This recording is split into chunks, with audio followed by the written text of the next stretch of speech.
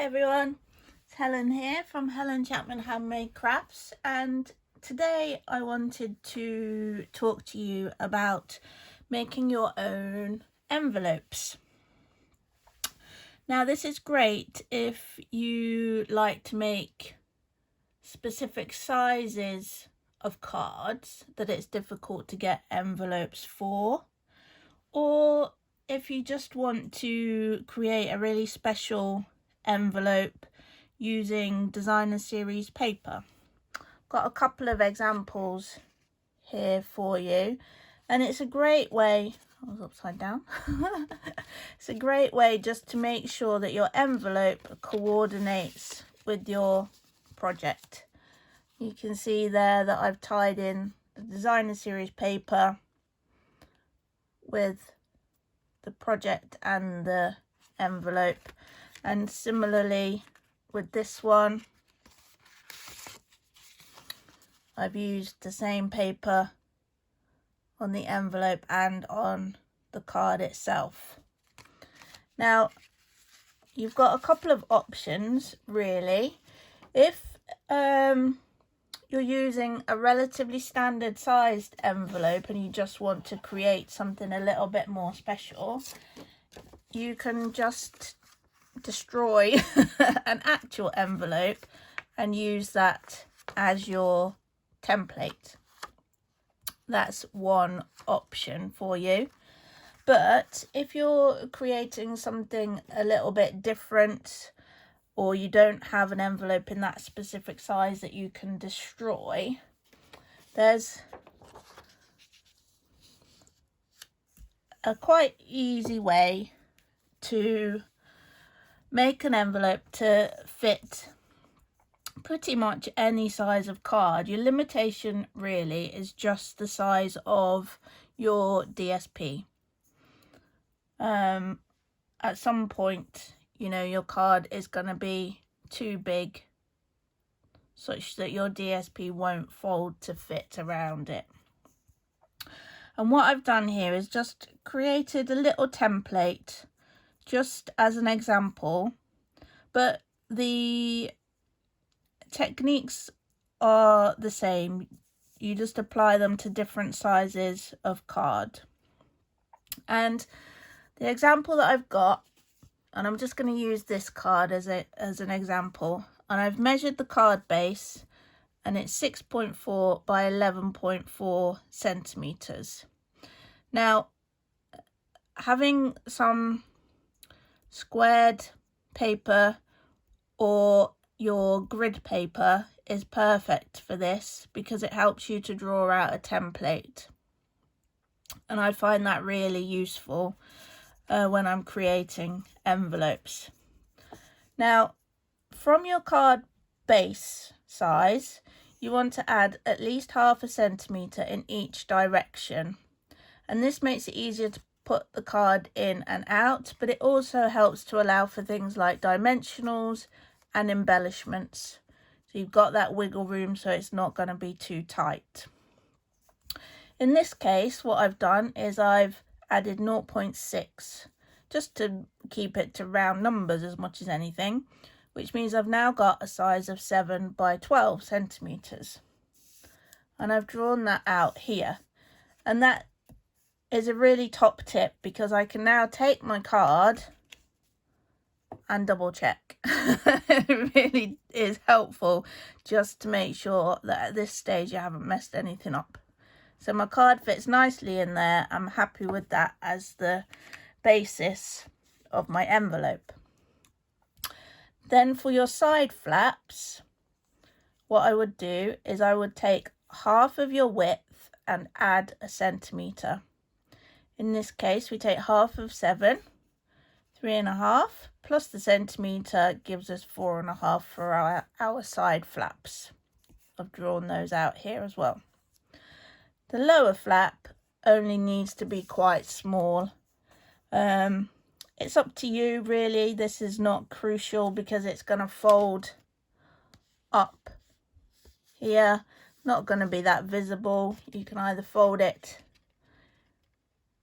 inside or outside. So that's not really that crucial. I've just chosen 2 centimeters and I've drawn that out there. Your top flap will be a little bit larger, and here I've said 4 centimeters. And particularly if you want to use something like Brad's, you want a decent sized flap for that to be able to purchase round, and you don't want your Brad arms to be sticking out from the flap. So I've added the 4 centimeters here. Now we've got all of our dimensions. That means we can work out the total designer series paper size that we need. That's going to be this rectangle here. And adding all of these up gives us a size of 16 by 18 centimeters. Let's have a go. So I've got this really bright designer series paper here and my trimmer, and in we go. We're going to go, I need to open up our arm here. There's not enough room on my desk for this. Right. Okay. So we want 16. Flip that round by 18.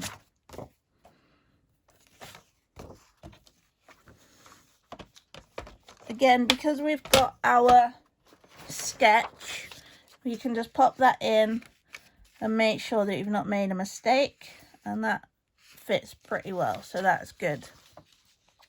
The next thing we need to do is score all of these measurement lines. So just make sure you're the right way up when you start your scoring. And we want to do 4.5.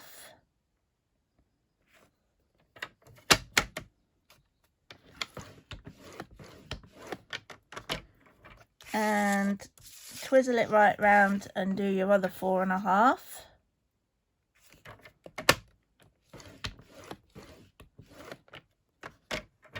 And then for the other edge, we've got 4 at the top, and we've got 2 at the bottom. There was a horrible sound of cutting there.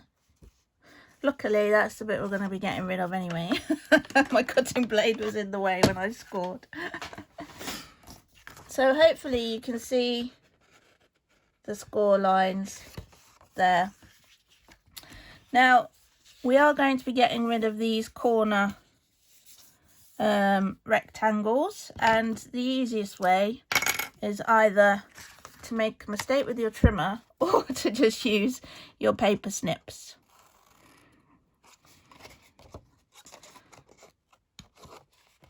And just remove those corners.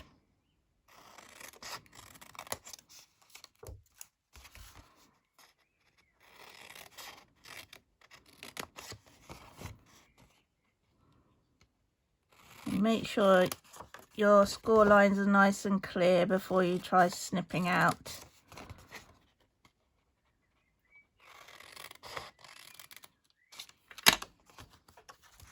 Okay, again, we can pop our card in just to, card, not the envelope, the card in just to make sure that we're still on track. And we can fold and burnish these now.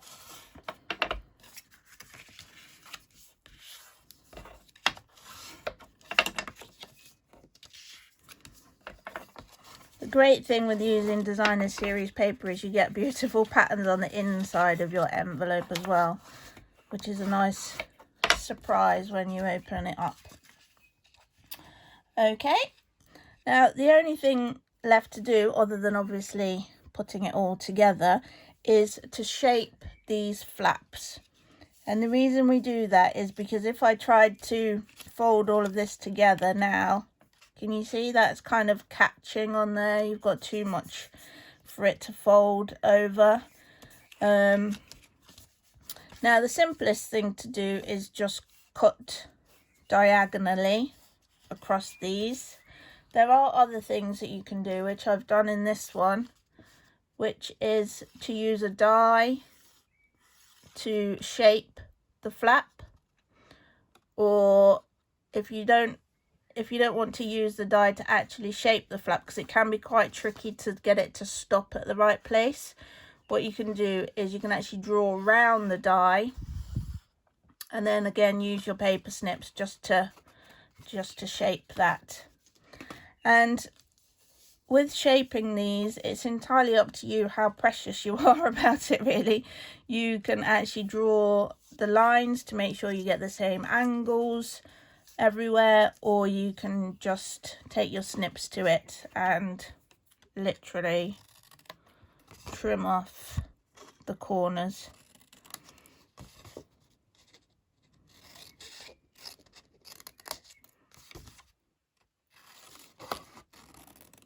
Now obviously some of them might be at slightly different angles and some of them might be slightly wonky if you do this, so it kind of depends how much of a perfectionist you are, possibly even how much of a perfectionist your recipient is.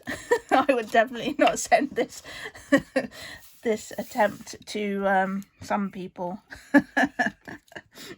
They'd be measuring it and checking the angles. Again, one last double check that we're all good to go. Now, the reason you wanted a fair bit of overlap on these is so that you can use your tape runner or your double-sided tape and make sure you've got enough overlap so that you're not going to get sticky inside of your envelope. Let's just use the tape runner on there, and again on the base, and the moment of truth, does it fit? Yes it does. Whoop, whoop, whoop. Ta-da! There you go. Obviously the way you close this bit is entirely up to you. You can pop your card inside and then seal it with a tape runner. If you're giving the card and envelope to somebody else to send, for example, you could use double-sided tape and leave the peel off backing on so that they can peel it off when they're ready, or you can step it up a notch and use brads and some ribbon for your closure, which is really sweet, but you know, not necessarily very secure. So I wouldn't advise just sending it in the post with a brad closure, but I mean, it does look super cute, right? Okay, now I hope that I've convinced you that making your own envelopes in custom sizes is really quite straightforward. Do get hold of a paper grid if you can, to draw out your envelopes. That just allows you to double check at every stage to make sure you're still on track, and it will mean you don't waste your beautiful papers. I'll just bring that template back in again just in case anyone wants to have another peek. I'll take a photo of it perhaps and put it in the associated blog post I'll pop the link for that blog post in the description below this video, and you can have a look and you can head there for a little recap or whatever.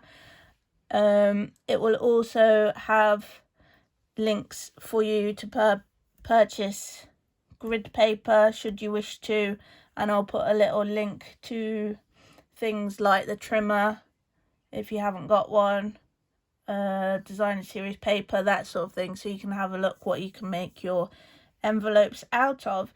It does get a bit addictive once you start. I really love it, and I think, you know, it just makes such a difference on a project. You know, imagine if this was just, if I hadn't destroyed this and this just came in this envelope.